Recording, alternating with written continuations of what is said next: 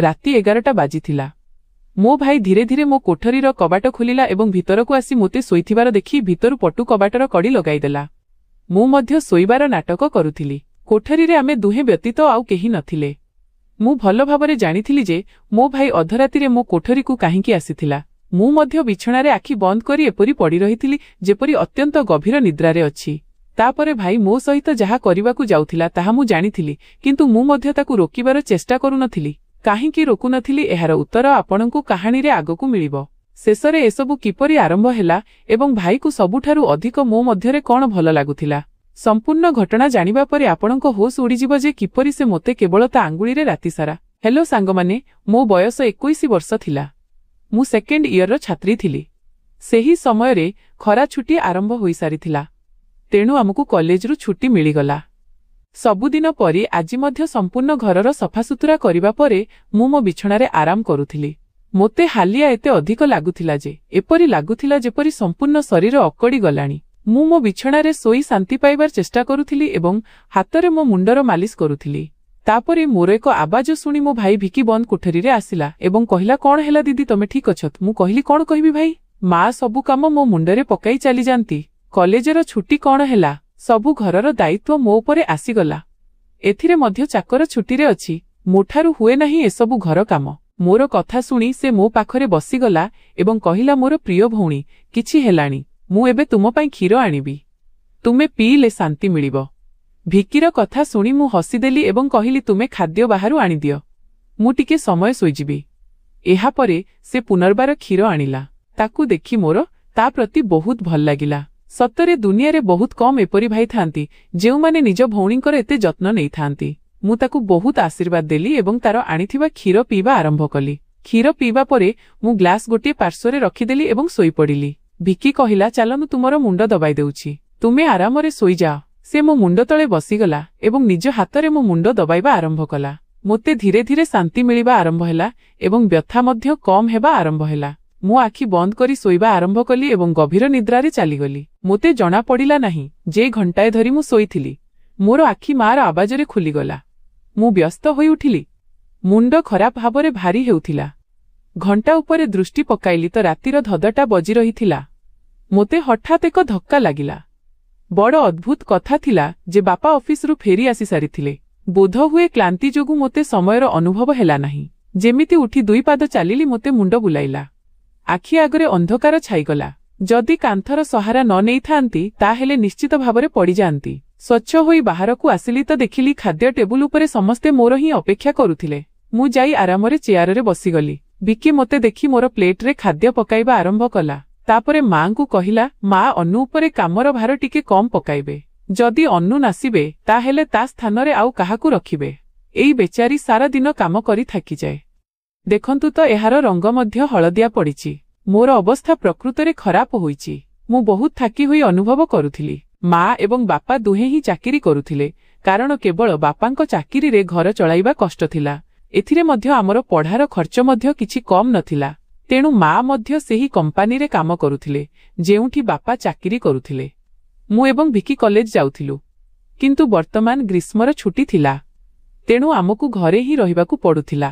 ମୁଁ ଏହି କଥା ଲକ୍ଷ୍ୟ କରିଥିଲି ଯେ ଗତ କିଛି ଦିନରୁ ଭିକି ମୋ ସହିତ କିଛି ଅଧିକ ହିଁ ଜଡ଼ିତ ହୋଇଗଲାଣି। ଯେବେଠାରୁ ମୋର ଛୁଟି ହୋଇଥିଲା ସେ ମୋର ବହୁତ ଯତ୍ନ ନେବା ଆରମ୍ଭ କରିଦେଲା। ଯଦି ମୁଁ ଘରର କୌଣସି କାମ କରୁଥାନ୍ତି ତାହେଲେ ଆସି ମୋର ସାହାଯ୍ୟ କରିବା ଆରମ୍ଭ କରିଦେଉଥିଲା। ଯଦି ମୁଁ ଥାକି ଯାଉଥାନ୍ତି ତାହେଲେ ମୋ ମୁଣ୍ଡ ଦବାଇବା ଆରମ୍ଭ କରିଦେଉଥିଲା। ମୁଁ ତାକୁ ମନା କରୁଥିଲି କିନ୍ତୁ ସେ କହୁଥିଲା, ନାହିଁ, ତୁମେ ଥାକି ଯାଇଛ, ଏତେ କାମ କରୁଥ, ମୋର ଅଧିକାର ଅଛି ଯେ ମୁଁ ତୁମକୁ ଶାନ୍ତି ପହଞ୍ଚାଇବି। ମୁଁ ମଧ୍ୟ ଚୁପଚାପ ଶୋଇ ରହୁଥିଲି, କିନ୍ତୁ ଗୋଟିଏ ରାତି ଯାହା ହେଲା ତାହା ମୋର ହୋସ୍ ଉଡ଼ାଇଦେଲା। କ'ଣ ଭିକି କେବେ ଏପରି କରିପାରିବ? ସେହି ରାତି ମୁଁ ମୋ କୋଠରୀରେ ଶୋଇଥିଲି। ଅଧରାତିରେ ମୋତେ ଅନୁଭବ ହେଲା ଯେପରି କେହି ମୋ କୋଠରୀରେ ଆସିଛି। ସେ ଧୀରେ ଧୀରେ ଚାଲି ମୋ ବିଛଣାର ନିକଟକୁ ଆସୁଥିଲା।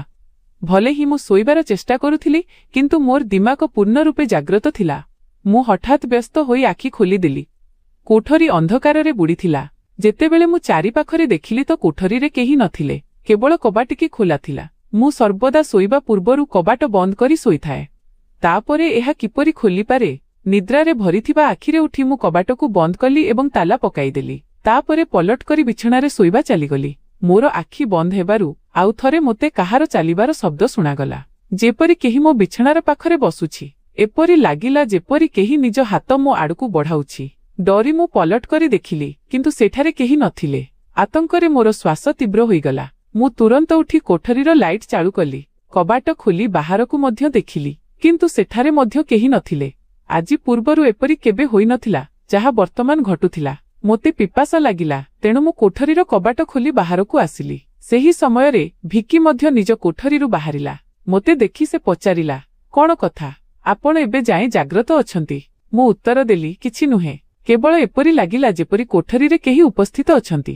ପାଣି ପିଇ ମୁଁ ଦୁଇଥର କୋଠରୀରେ ଆସିଲି ଏବଂ ପଛେ ପଛେ ଭିକି ମଧ୍ୟ ଆସିଗଲା। ସେ କହିଲା, ଆପଣଙ୍କୁ ଡରିବାର ଆବଶ୍ୟକତା ନାହିଁ। ଯଦି ଆପଣଙ୍କୁ ଡର ଲାଗୁଛି ତାହେଲେ ମୁଁ ଆପଣଙ୍କ ପାଖରେ ଶୋଇଯାଏ। ମୁଁ ତାକୁ ମନା କରି କହିଲି, ନାହିଁ, ତୁମକୁ ନିଜ ନିଦ୍ରା ନଷ୍ଟ କରିବାର ଆବଶ୍ୟକତା ନାହିଁ। ତୁମେ ନିଜ କୋଠରୀରେ ଯାଇ ଶୋଇଯାଅ। କିନ୍ତୁ ସେ ଜିଦ କରିବା ଆରମ୍ଭ କଲା। ମୁଁ ଆପଣଙ୍କୁ ଏକା କୌଣସି ଭାବରେ ଛାଡ଼ିପାରିବି ନାହିଁ। ଆପଣଙ୍କ ଅସୁସ୍ଥତା ଖରାପ ହୋଇପାରେ।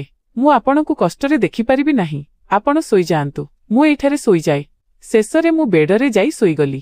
ସେ ତକିଆ ଉଠାଇ ସୋଫାରେ ରଖି ସେଇଠାରେ ଶୋଇଗଲା। ସେହି ରାତି ମୋତେ ଏପରି ଲାଗିଲା ଯେପରି କେହି ମୋ ମୁଣ୍ଡ ତଳେ ବସି ମୋତେ ବହୁତ ସମୟ ଧରି ଦେଖୁଥିଲା। ସେ ମୋ କେଶକୁ ସ୍ପର୍ଶ କଲା, ମୋ ମୁହଁରେ ଆଙ୍ଗୁଳି ଘୋଷାଇଲା ଏବଂ ମୁଁ ଶାନ୍ତିରେ ଶୋଇ ରହିଲି। ଏସବୁ ମୋତେ ଏକ ସ୍ୱପ୍ନ ପରି ଲାଗୁଥିଲା। ପରଦିନ ସକାଳେ ଯେତେବେଳେ ମୁଁ ଉଠିଲି ତ ମୋର ମନୋବଳ ବଡ଼ ଅଦ୍ଭୁତ ଥିଲା। କିନ୍ତୁ ଯେତେବେଳେ ମୁଁ ମୋ ଭାଇ ଉପରେ ଗୌରବ କଲି ତ ମୁଁ ହତଚକିତ ରହିଗଲି। ଧନ୍ୟବାଦ ଯେ ମୁଁ ନିଜକୁ ଚାଦରରେ ଆଚ୍ଛାଦିତ ରଖିଥିଲି। ମୋର ଆଶ୍ଚର୍ଯ୍ୟ ହେଲା, କାରଣ ଆଜି ପୂର୍ବରୁ ମୁଁ କେବେ ଏପରି ଏତେ ଗଭୀର ନିଦ୍ରାରେ ଶୋଇନଥିଲି। ଆଜି ମୁଁ ଟିକେ ଖୁସି ମଧ୍ୟ ଅନୁଭବ କରୁଥିଲି, କିନ୍ତୁ ଏହାର କାରଣ ବୁଝାପଡ଼ୁନଥିଲା। ମୁଁ ତାଠାରୁ ପଚାରିଲି ତ ସେ କହିଲା ହସି, ମୁଁ ତ ରୋଜ ହିଁ ଏତେ ଖୁସି ହୁଏ। ଯାହାକୁ ଆପଣ ପରି ଭଉଣୀ ମିଳିଯାଏ ସେ କାହିଁକି ଖୁସି ନହେବ? ଘରର ସବୁ କାମ ସାରି ଯେତେବେଳେ ମୁଁ ବସିଲି ତ ଭିକି ତେଲ ନେଇ ମୋ ପାଖରେ ଆସିଗଲା। କହିଲା, ଅନୁ ଦିଦି, ନିଜ କେଶ ଖୋଲି ନିଅନ୍ତୁ, ମୁଁ ଆପଣଙ୍କ ମୁଣ୍ଡରେ ମାଲିସ କରିଦେଉଛି। ମୋର ତାର ହରକତ ଅଦ୍ଭୁତ ଲାଗିବା ଆରମ୍ଭ କଲା। ମୁଁ କହିଲି, ଏହା ତୁମର କାମ ନୁହେଁ, ଯା ନିଜ ବନ୍ଧୁମାନଙ୍କ ସହ ବୁଲ। ମୋତେ ମାଲିସର ଆବଶ୍ୟକତା ନାହିଁ। କିନ୍ତୁ ସେ ମୋର କଥା ମାନିଲା ନାହିଁ ଏବଂ ନିଜେ ହିଁ ମୋ କେଶରୁ କ୍ଲିପ୍ ଉତାରୁ କହିଲା, ଆପଣ ଆଣ କରିବେ ନାହିଁ। ଭାଗ୍ୟବାନମାନଙ୍କୁ ହିଁ ଏପରି ଭାଇ ମିଳନ୍ତି। ଯେତେବେଳେ ଆପଣଙ୍କ ଭାଇ ଆପଣଙ୍କ ସୁନ୍ଦର କେଶରେ ମାଲିସ କରିବାକୁ ଚାହୁଁଛନ୍ତି ତାହେଲେ ଆପଣଙ୍କୁ କି ସମସ୍ୟା ହୋଇପାରେ? ଆସନ୍ତୁ, ମୁଁ ଆପଣଙ୍କ ମୁଣ୍ଡର ମାଲିସ କରିଦେଉଛି। ଆପଣଙ୍କୁ ବହୁତ ଶାନ୍ତି ମିଳିବ। ସେ ମୋତେ ଉଠାଇ କୋଠରୀରେ ନେଇଗଲା। ମୁଁ ବେଡରେ ତକିଆ ରଖି ଶୋଇଗଲି। ମୋର କେଶ ବେଡରୁ ତଳକୁ ଲଟକୁଥିଲା। ସେ ମୋ ମୁଣ୍ଡ ତଳେ ବସି ମୋ କେଶର ମାଲିସ କରିବା ଆରମ୍ଭ କଲା। ଭିକି ମୋଠାରୁ 4 ବର୍ଷ ସାନ ଥିଲା, କିନ୍ତୁ ମୋତେ ନାମରେ ହିଁ ଡାକୁଥିଲା। ସେ କହିଲା, ଆପଣ ଏତେ ପ୍ରିୟ ଯେ ଆପଣଙ୍କୁ ଦେଖି ମନ ହୁଏ ଯେ ଆପଣ ସର୍ବଦା ଏହିପରି ହସୁଥାନ୍ତୁ ଏବଂ ମୁଁ ଆପଣଙ୍କ ଯତ୍ନ ନେଇଥାଏ। ସେ ମୋ କେଶର ମାଲିସ କରୁଥିଲା ଏବଂ ତାର ହାତରେ ଯେପରି ଯାଦୁ ଥିଲା। ମୋତେ ଏତେ ଭଲ ଲାଗୁଥିଲା ଯେ ମୁଁ ଧୀରେ ଧୀରେ ନିଦ୍ରାର ରାଜ୍ୟରେ ହରାଇବା ଆରମ୍ଭ କଲି। ତେଲର ସୁଗନ୍ଧ ମଧ୍ୟ ବହୁତ ଭଲ ଥିଲା। ମୁଁ ତାଠାରୁ ପଚାରିଲି, ଏହା କେଉଁ ତେଲ? ସେ କହିଲା, ଏହା ଏକ ଅତି ବିଶେଷ ତେଲ, ବିଶେଷ ଆପଣଙ୍କ ପାଇଁ। ଆପଣଙ୍କର ଯେ ଏତେ ସୁନ୍ଦର କେଶ ଅଛି ଏହା ସେହି କେଶ ପାଇଁ ତିଆରି। ତାର କଥାବାର୍ତ୍ତା ବହୁତ ଭଲ ଥିଲା, ଯଦିଓ ମୁଁ ବୁଝିପାରୁନଥିଲି ଯେ ସେ କେଉଁ ଲହଜାରେ କଥା ହେଉଥିଲା। ଯେକୌଣସି ପ୍ରକାରେ ମାଲିସ ସମୟରେ ହିଁ ମୁଁ ଗଭୀର ନିଦ୍ରାରେ ହରାଇଗଲି। କିଛି ସମୟ ପରେ ଯେତେବେଳେ ମୋର ଆଖି ଖୋଲିଲା ତ ମୋର ସମ୍ପୂର୍ଣ୍ଣ ଶରୀର ବ୍ୟଥାରେ ଭାଙ୍ଗି ପଡୁଥିଲା। ଏପରି ଲାଗୁଥିଲା ଯେପରି ମୋ ଗୋଡ଼ ଉପରେ ବହୁତ ଅଧିକ ଓଜନ ରଖାଯାଇଛି। ସମ୍ପୂର୍ଣ୍ଣ ଶରୀରରେ ବ୍ୟଥା ଚାଲୁଥିଲା। ମୁଁ ଧୀରେ ଧୀରେ ଉଠି ବସିଲି ଏବଂ ଚାରିପାଖରେ ଦେଖିବା ଆରମ୍ଭ କଲି।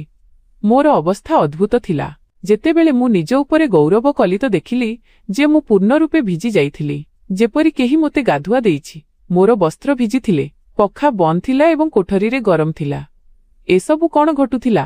ବଡ଼ କଷ୍ଟରେ ମୁଁ ବେଡରୁ ଉଠିଲି। ମୋତେ ମୁଣ୍ଡ ବୁଲାଉଥିଲା, ଚାଲିବା କଷ୍ଟ ହେଉଥିଲା। ମୁଁ ମୋର ଅବସ୍ଥା ବୁଝିପାରୁନଥିଲି।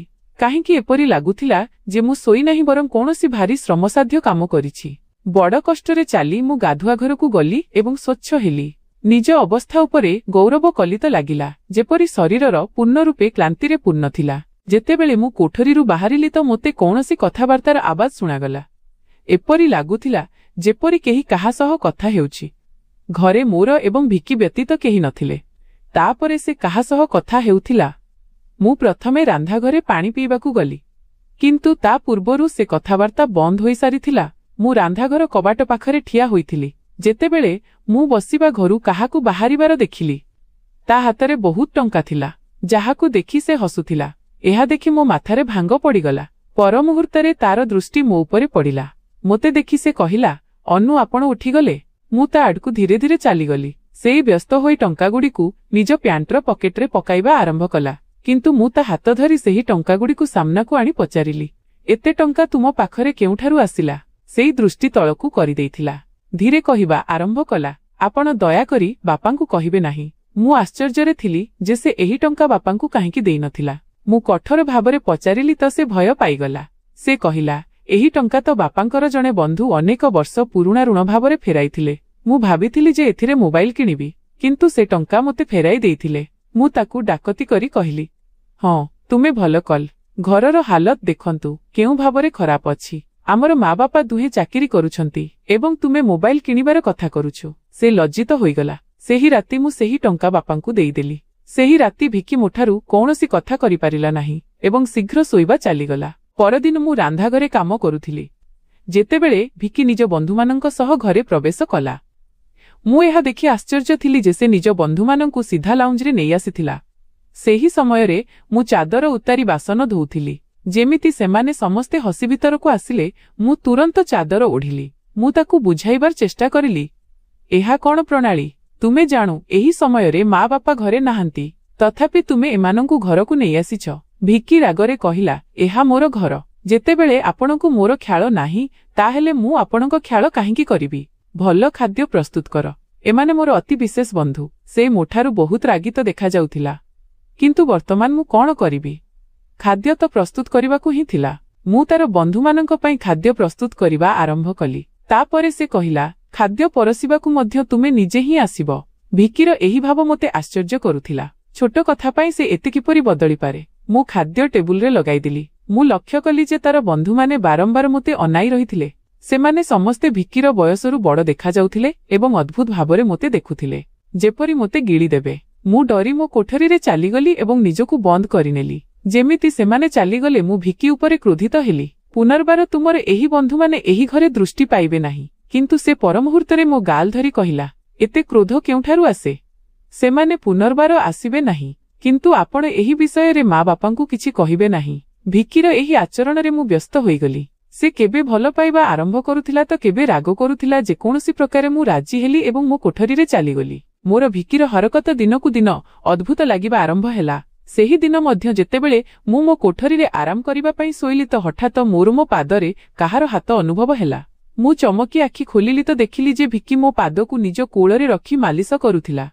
ମୁଁ ତୁରନ୍ତ ତାକୁ ଏପରି କରିବାରୁ ମନା କଲି, କିନ୍ତୁ ସେ କହିବା ଆରମ୍ଭ କଲା, ମୁଁ ଯାହା କରୁଛି ମୋତେ କରିବାକୁ ଦିଅନ୍ତୁ। ଏହି ଘରେ ଗୋଟିଏ ମୁଁ ହିଁ ଅଛି ଯିଏ ଆପଣଙ୍କ ଏତେ ଚିନ୍ତା କରେ। ମା ବାପାଙ୍କୁ ତ କାମରୁ ହିଁ ସମୟ ନାହିଁ। ମୁଁ ମଧ୍ୟ ଥାକି ଚୁକିଥିଲି। ଆଖି ବନ୍ଦ କଲି ଏବଂ ଶୋଇବା ଆରମ୍ଭ କଲି।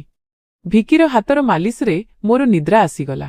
କିନ୍ତୁ ଯେତେବେଳେ ମୋର ଆଖି ଖୋଲିଲା ତ ମୋର ହୋସ୍ ଉଡ଼ିଗଲା। ମୋର ମୁଣ୍ଡ ଖରାପ ଭାବରେ ବୁଲାଉଥିଲା। ବିଛଣାର ଚାଦର ସମ୍ପୂର୍ଣ୍ଣ ରୂପେ ଅସ୍ଥିର ହୋଇଛି। ବିଛଣା ଉପରେ ଗୋଟିଏ ସର୍ଟ ଏବଂ ଗୋଟିଏ ପୁରୁଷ ପରଫ୍ୟୁମ୍ ପଡ଼ିଥିଲା। ଏହି ସାମଗ୍ରୀ କାହାର ଥିଲା? ମୁଁ କିଛି କହିପାରିଲି ନାହିଁ। ମୋର ମୁଣ୍ଡରେ ଏତେ ତୀବ୍ର ବ୍ୟଥା ଥିଲା ଯେ ମୁଁ ପୁନର୍ବାର ବିଛଣାରେ ପଡ଼ିଗଲି।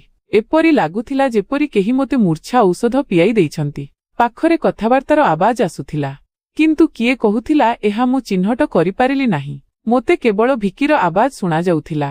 ଏପରି ଲାଗୁଥିଲା ଯେପରି ସେ ମୋ କୋଠରୀରେ ଉପସ୍ଥିତ ଥିଲା ଏବଂ ମୋତେ ଉଠାଇବାର ଚେଷ୍ଟା କରୁଥିଲା।